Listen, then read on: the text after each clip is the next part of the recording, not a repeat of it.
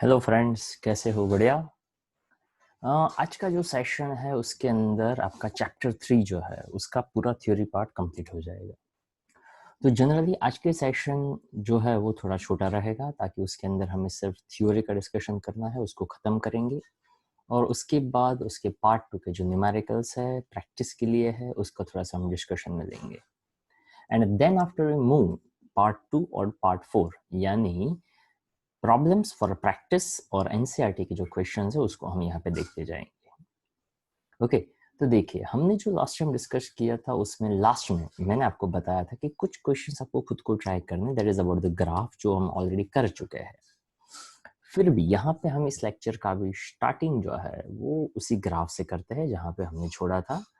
तो मैंने आपको ये जो पोर्शन है वो आपको काम होमवर्क में करने के लिए दिया था और मैंने ऐसा कहा था कि यू ऑल्सो जस्ट राइट, जिसमें क्वेश्चन नंबर 23 था, that is about the acceleration graph. अब यहाँ पे एक छोटा सा पॉइंट है वो आपके दिमाग में क्लियर होना चाहिए। अगर मान लो हम वर्ड यूज करते हैं कांस्टेंट एक्सेलरेशन या तो हम वर्ड यूज करते हैं यूनिफॉर्म एक्सेलरेशन, तो उसका मतलब आप यहाँ पे सेम ले सकते हैं। पर अगर यूनिफॉर्मली एक्सेलरेटेड वर्ड है, एक्सेलरेटेड है, उसका मतलब आपको ऐसा करना है कि दैट वैल्यू कंस्टेंटली इंक्रीजेस और वो जो इंक्रीज हो रहा है उसका रेट यूनिफॉर्म है, मतलब सेम तरीके से उसका वैल्यू बढ़ रहा है। अब उसके लिए यहाँ पे एक छोटा सा एग्जांपल देने का मैं ट्राई करूंगा तो शायद आपको ज्यादा क्लैरिटी मिलेगा। फॉर एग्जांपल हम बहुत सिंपल तरीके से ऐसा सोचते हैं कि अगर मान लो हम एक्सेलरेशन की बात करें तो एक्सेलरेशन का बेसिक मतलब होता है change in velocity with respect to time. तो अगर मान लो मैं यहाँ पे ऐसा कहता हूँ कि एट t इक्वल टू 0 अगर मैंने ले लिया तो t इज इक्वल टू 0 से t इक्वल टू 1 सेकेंड पे मैं गया, ठीक है। तो यहाँ पे वेलोसिटी है वो 0 था और यहाँ पे वेलोसिटी फॉर एग्जांपल 2 मीटर पर सेकेंड है। तो इस केस में एक्सेलरेशन आप कह सकते हो 2 मीटर पर second. Clear?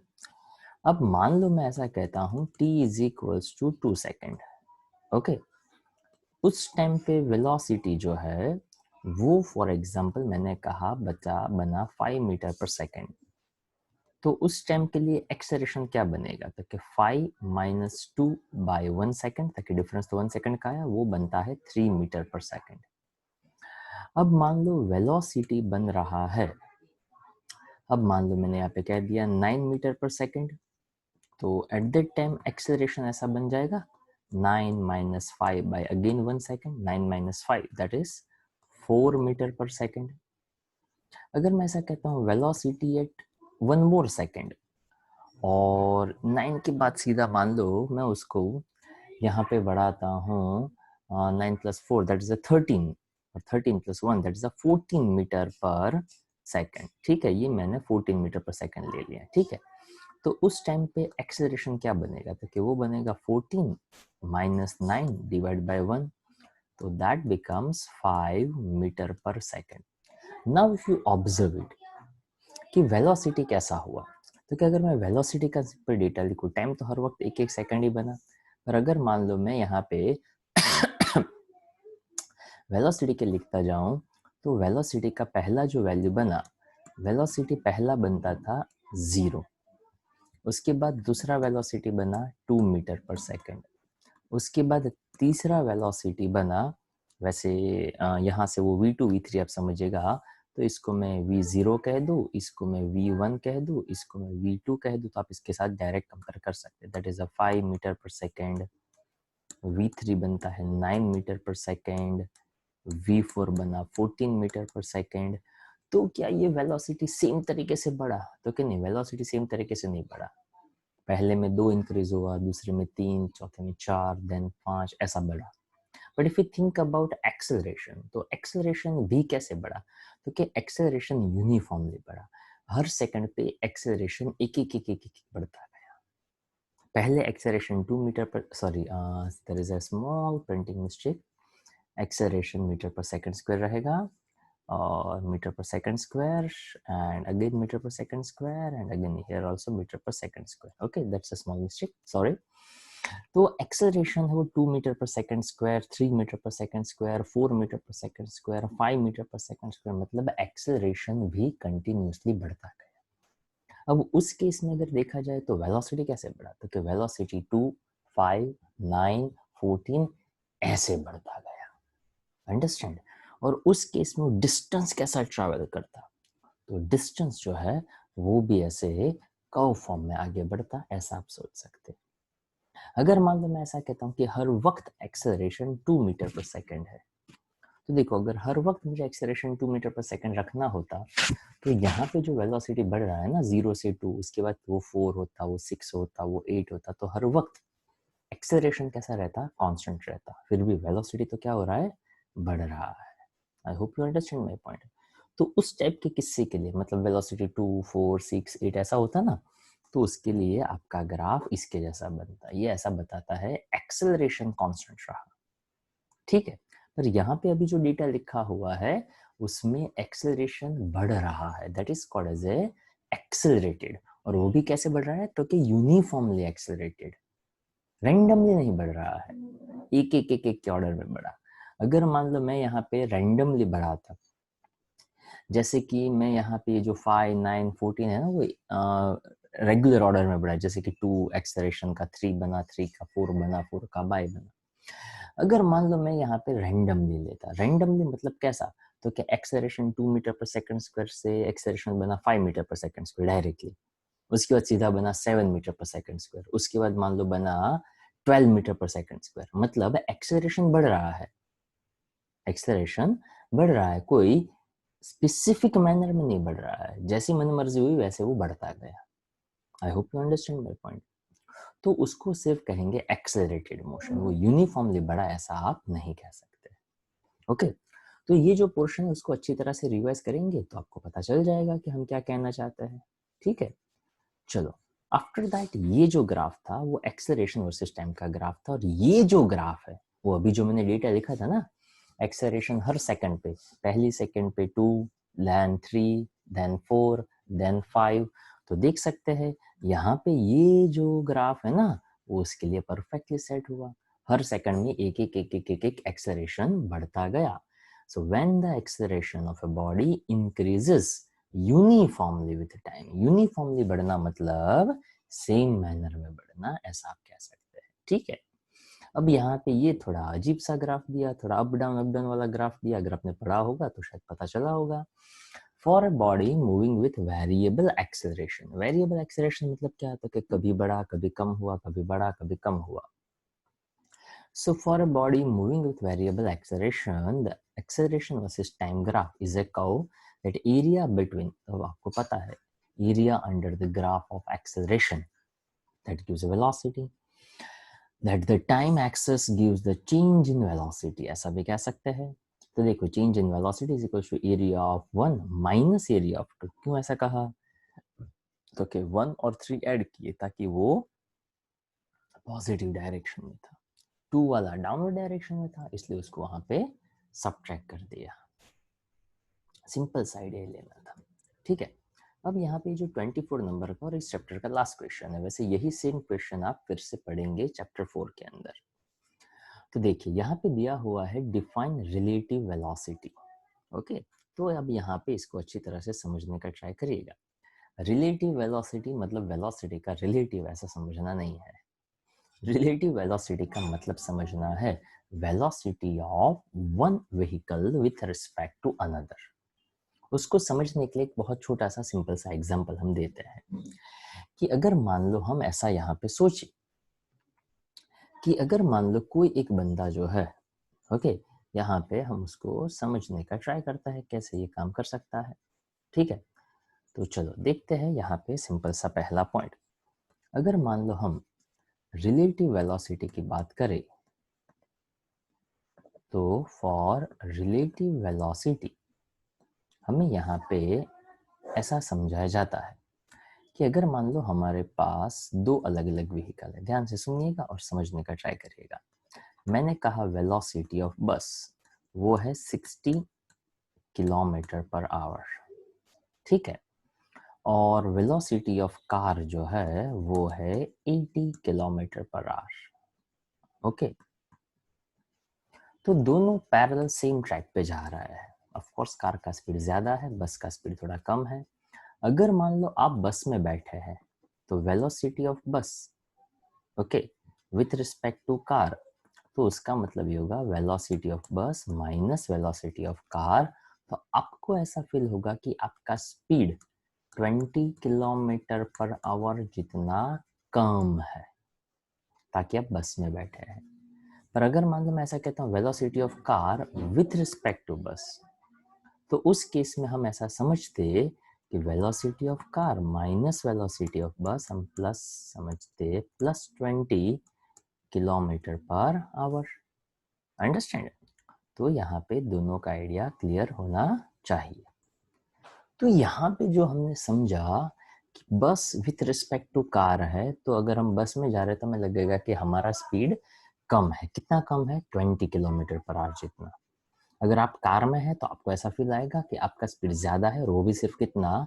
20 kilometre per hour जितना। पर अगर मान लो कोई बंदा ग्राउंड पे खड़ा है, स्टेशनरी है, अगर आप बस में है, अगर आप बस में है तो आप ऐसा फील करेंगे कि आपका स्पीड, वो ग्राउंड पे खड़ा है उससे आपका स्पीड 60 किलोमीटर पर आवर जितना ज्यादा है। और अगर आप ग्राउंड में खड़े हो और अगर आप कार में, मतलब कोई ग्राउंड पे खड़ा है और अगर आप कार में जा रहे हो, तो आपको ऐसा फील आएगा कि आपका स्पीड है वो 80 किलोमीटर पर आवर जितना ज्यादा है। So here you have to understand the basic concept कि आप कहाँ पे हो, उसके रिस्पेक्ट में आप कहाँ पे अपना स्पीड जो है वो चेक कर रहे हैं। ठीक है, तो देखिए यहाँ पे आइडिया ऐसा लिया जाता है जिसको हम कहते हैं बेसिकली रिलेटिव वेलोसिटी का कॉन्सेप्ट।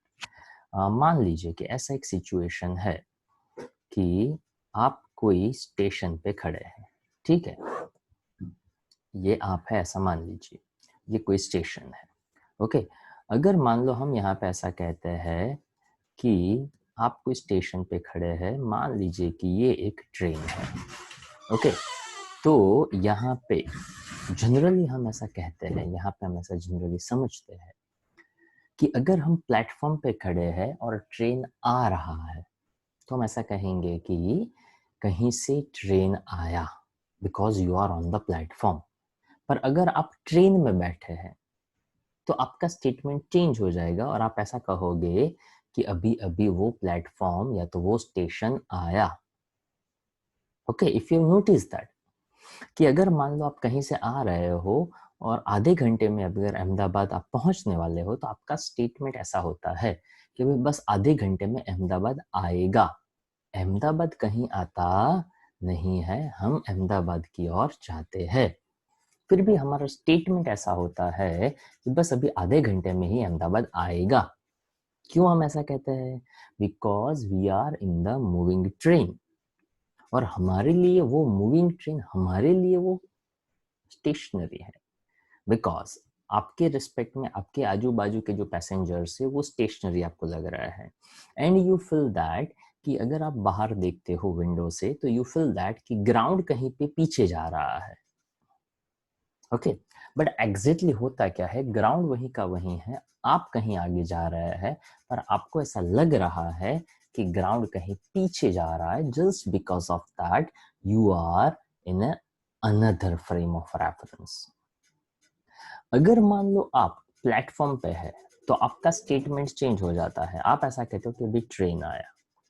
ओके, अगर मान लो आप अपने किसी दोस्त को प्लेटफॉर्म पे, मतलब कोई ट्रेन है वहां पे आपको सी ऑफ करने के लिए आप गए, उसका ट्रेन आगे बढ़ा, आधे घंटे के बाद मान लो आपको किसी का फोन आया या तो कॉमन फ्रेंड का फोन आया और उसने पूछा कि यार वो दोस्त किधर गया, तो आप ऐसा कहेंगे बस अभी आधे घंटे पहले ही वो अहमदाबाद से गया, ताकि आप प्लेटफॉर्म पे थे, आप अभी वहीं के वहीं हो या तो अहमदाबाद में ही हो, आपका फ्रेंड चला गया।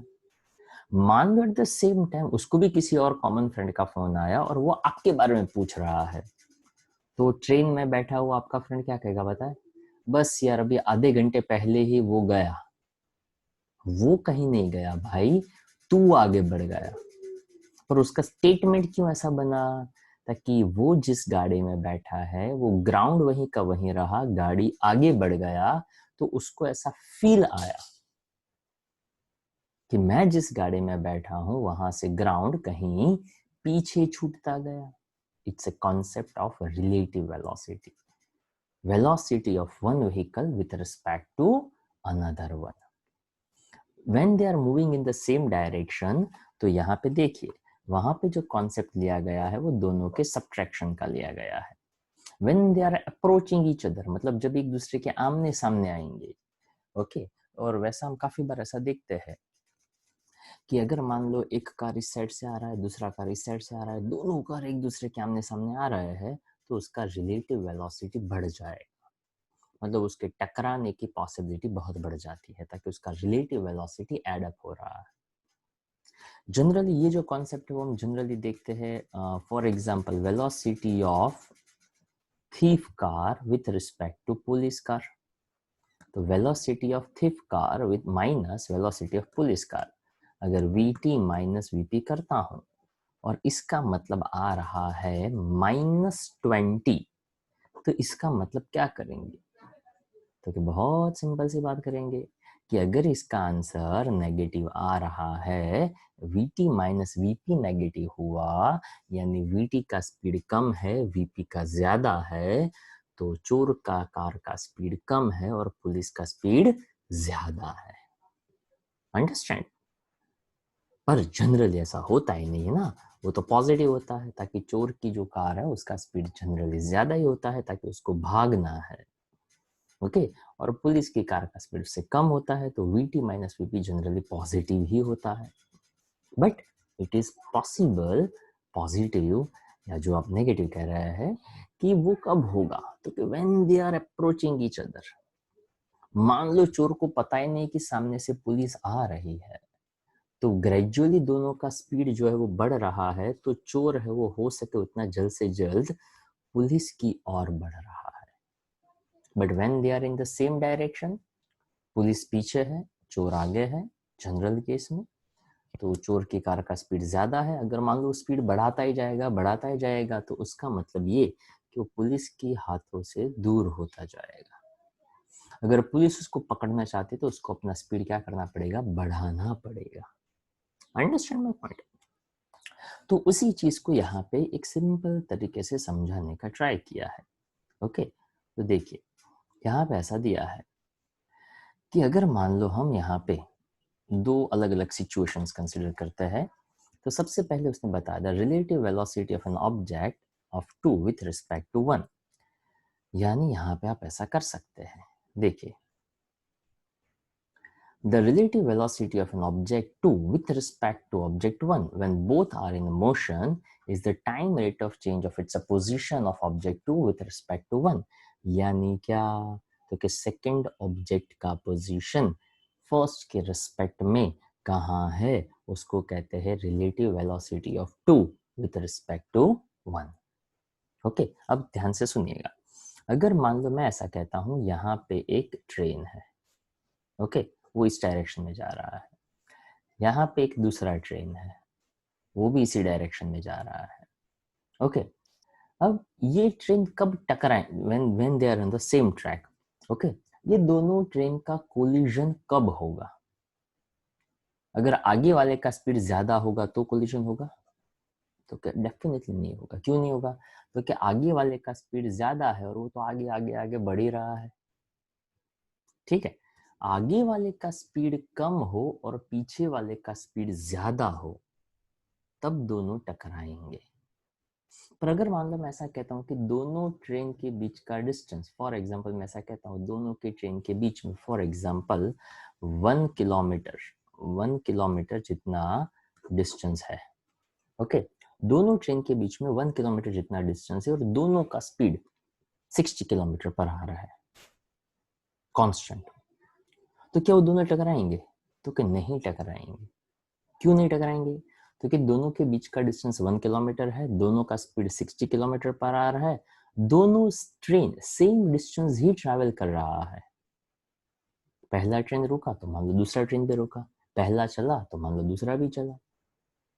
तो वहां पे दोनों के बीच का डिस्टेंस जो है वो मान लो दोनों ट्रेन ने आधे घंटे तक सेम स्पीड से ट्रैवल किया. तो दोनों ट्रेन नहीं टकराएंगे। रीजन इज दैट दोनों ट्रेन ने अपना अपना स्पीड मेंटेन किया। क्लियर? जो ट्रेन आगे जा रहा है उसको तो पता भी नहीं है कि पीछे से कोई ट्रेन आ रहा है। If they want to avoid collision, तो किसके हाथ में है उस कोलिजन को अवॉइड करना?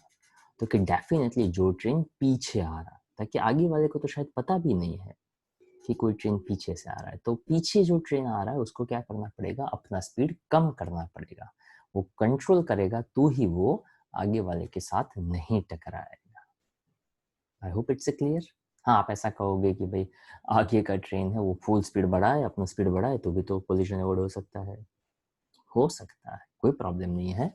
बट यहाँ पे हमें जनरली ये समझना है कि जो पीछे वाला ट्रेन है उसी को उसके रिस्पेक्ट में सिचुएशंस को हमें यहाँ पे समझने का ट्राई करना है, और पीछे वाला जो ट्रेन का ड्राइवर है उसी को उस कोलिजन को अवॉइड करवाना है, ताकि उसके हाथ में है स्पीड को कम करना या ज्यादा करना। जो ट्रेन आगे जा रहा है उसके ड्राइवर को तो कुछ पता ही नहीं है कि उसके पीछे कोई आ रहा है कि नहीं आ रहा है। और ट्रेन में तो ऐसा होता नहीं है, कैसे साइड दे दिया तो पीछे से ट्रेन आगे चला गया। हाँ, देर आर सम पॉइंट्स, हो भी सकता है, ऐसा जरूरी नहीं है।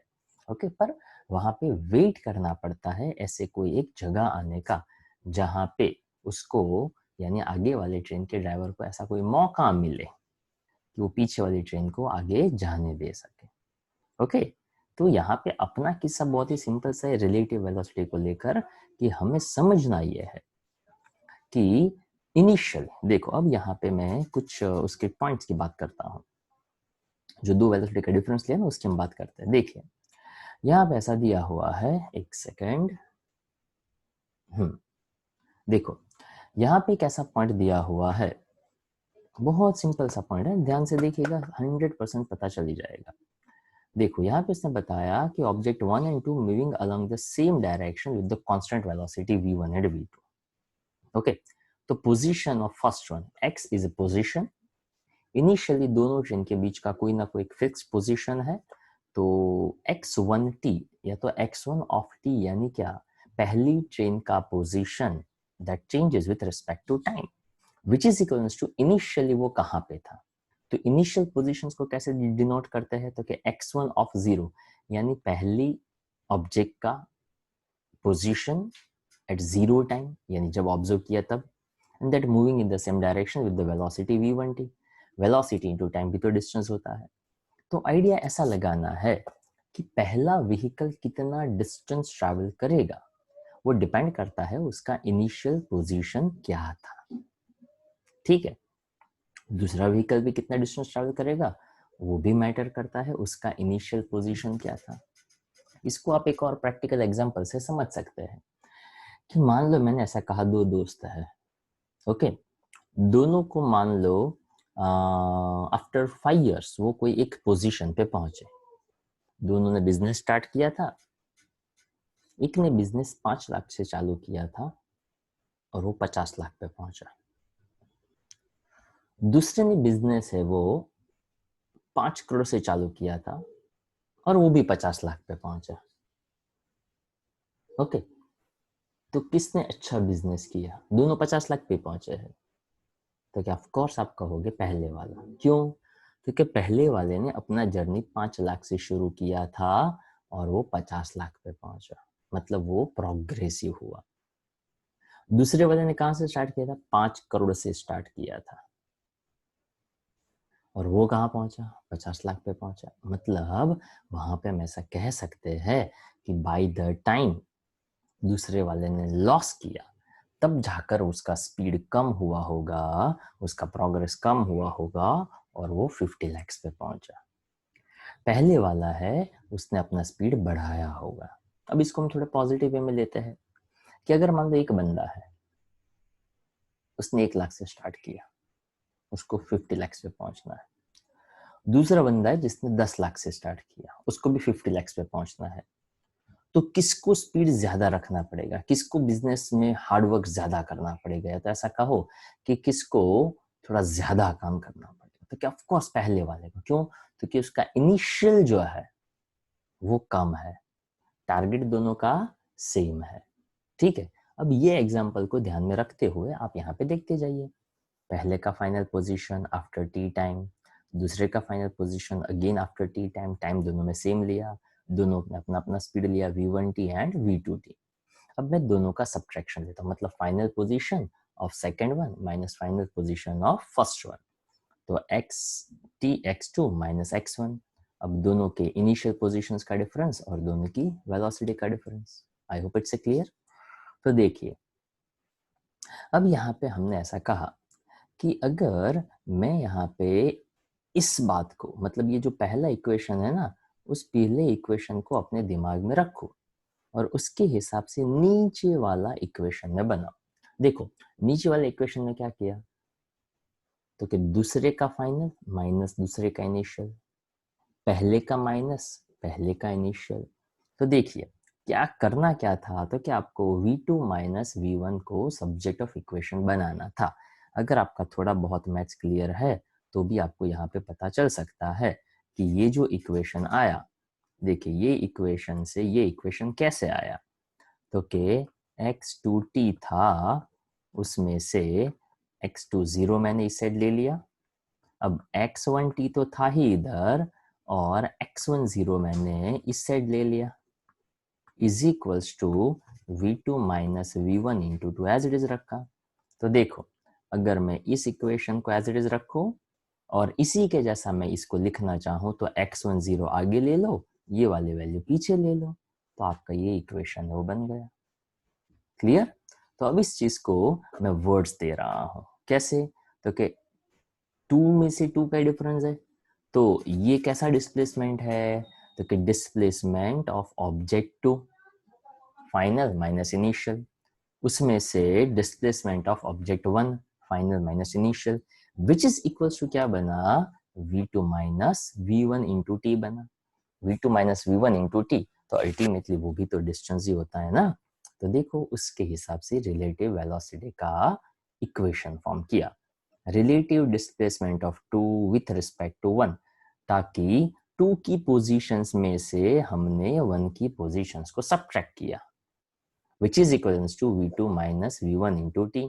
अब ये t जो है उसको भी मैं डिनोमिनेटर में ले लूं, तो अब जाके आपका नया और सिंपल सा फॉर्मूला बन गया और यहाँ पे आपका काम भी खत्म हो गया। Relative displacement of two with respect to one divide by time करता तो कौन सब्जेक्ट ऑफ इक्वेशन बन जाता, v2 माइनस v1, और v2 माइनस v1 यानी क्या, relative velocity of two with respect to one. और यहाँ पे आप ऐसा कह सकते हो कि अगर मैं ऐसा कहता पहले का वेलोसिटी दूसरे के रिस्पेक्ट में, दूसरे का वेलोसिटी पहले के रिस्पेक्ट में, तो v2 माइनस v1 यानी velocity of two with respect to one, 1 2 इसका मतलब relative velocity of one with respect to two. I hope it's clear, समझ में आएगी बात। अल्टीमेटली एक सिंपल सा फंडा याद रखने का कि रिलेटिव वेलोसिटी मतलब क्या, तो कि velocity of first object with respect to second object. Okay, अगर मान लो मैंने ऐसा कहा velocity of car with respect to scooter for example, हाँ, तो देखो अगर मैं यहाँ पे ऐसा कहता हूँ velocity of car with respect to scooter, जिसको मैं कह सकता हूँ vc माइनस vs, ठीक है। तो velocity of car with respect to scooter, car का स्पीड मान लो 80 है, स्कूटर का स्पीड मान लो 60 है, तो यहाँ पे आंसर क्या आएगा, तो कि वो आएगा 20 kilometre per hour. Bus car जैसा एग्जांपल दिया था वैसे कार और स्कूटर का एग्जांपल भी ले सकते हो। अल्टीमेटली रिलेटिव वेलोसिटी यानी दो वेलोसिटी का difference. I hope it's clear. चलो, तो यहाँ पे आपका इस चैप्टर का थ्योरी जो है वो खत्म होता है। ओके, वैसे आज के लेक्चर में ज्यादातर यही डिस्कस करना था, पर यहाँ पे एक दो क्वेश्चन हम देख लेते हैं। अगर कोई ऐसा सिंपल सा क्वेश्चन हो तो पहले उसका डिस्कशन में यहाँ पे कर लेता हूँ, ठीक है। यहाँ पे ये 9th क्वेश्चन जो इसमें थोड़ा डिस्कशन है, पहले मैं 10th क्वेश्चन करवाता हूँ, ठीक है। देखिए 10th क्वेश्चन बहुत ही मजेदार है, यहाँ पे पैरेलल समझते जाइएगा, मैं यहीं पे एक्सप्लेन भी पूरा करता जाऊंगा। पूरा क्वेश्चन जो है उसको ध्यान से सुनते जाने का, ओके, और पैरेलल समझते जाने का।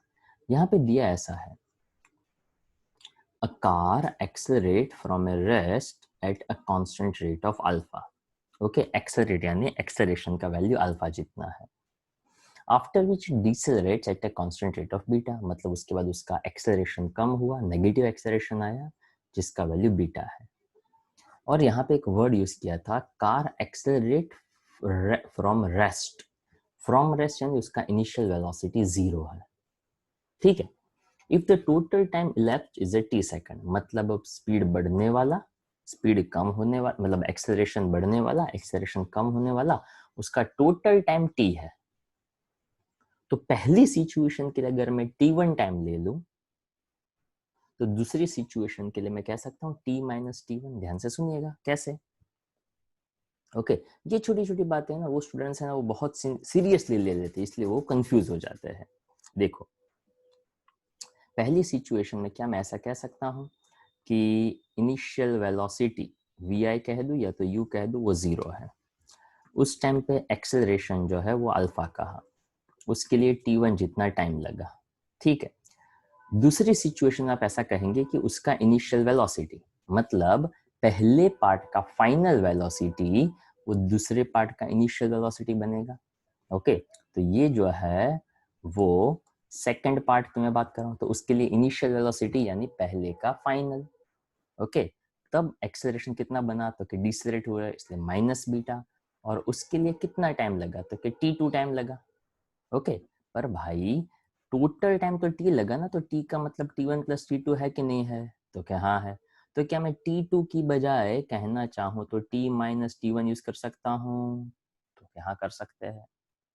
क्लियर.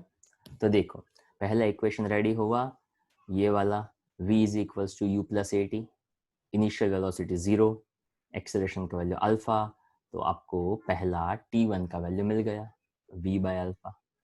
क्लियर.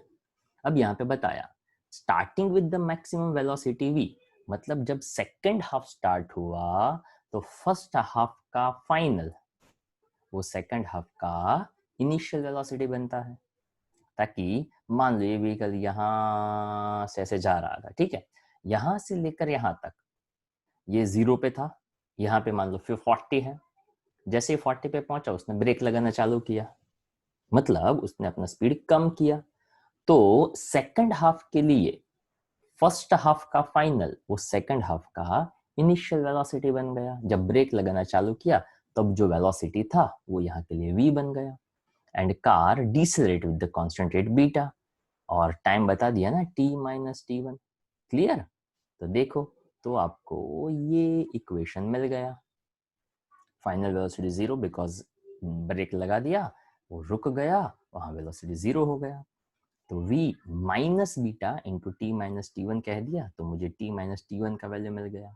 अब मुझे तो टोटल t चाहिए था, तो दोनों को ऐड कर दो. तो देखो, टोटल t निकालने के दोनों तरीके आपके सामने रेडी है. t1 प्लस t2, मैं t2 लिखता तो दोनों को ऐड कर देता, पर मैंने t2 का वैल्यू t माइनस t1 लिया, तो देखो दोनों के लेफ्ट साइड को ऐड करते तो t1 कैंसिल, मिल गया आपका t का आइडिया. ठीक है. करना क्या था, तो कैल्शियम ले लो, न्यूमरेटर से v common, 1 plus alpha 1 plus beta यानी एलसीएम ले लिया. तो आपको ये वेलोसिटी का एक फॉर्मेट मिल गया. क्लियर. मैक्सिमम वेलोसिटी का फॉर्मूला मिल गया. यहाँ तक क्लियर. अब ऐसा बताना है कि कितना वो डिस्टेंस ट्रैवल करेगा. तो पहले ने डिस्टेंस ट्रैवल किया उसको हमने x1 नाम दे दिया, दूसरे ने जो डिस्टेंस ट्रैवल किया उसको हमने x2 कह दिया, और दोनों को क्या कर देंगे, हम ऐड कर देंगे. तो देखो, जब पहला डिस्टेंस ट्रैवल कर रहा है ना तब तो बॉडी एट रेस्ट पे था, तो इनिशियल वेलोसिटी 0 यानी हाफ अल्फा t1 स्क्वायर.